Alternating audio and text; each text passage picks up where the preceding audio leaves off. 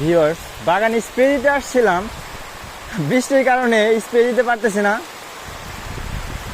এত বৃষ্টি হচ্ছে, মাটিতে পানি বেঁধে গেছে, একদম নাজেহাল অবস্থা। এক কিনারে দাঁড়িয়ে রয়েছি, কি করব বুঝতে পারতেছি না। কি একটা বিপদে পড়লাম।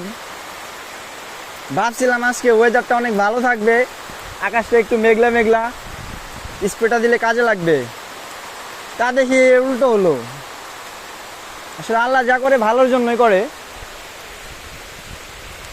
এখন এই যে এক কোনায় দাঁড়িয়ে রয়েছি আমি, কিচ্ছু করার নাই।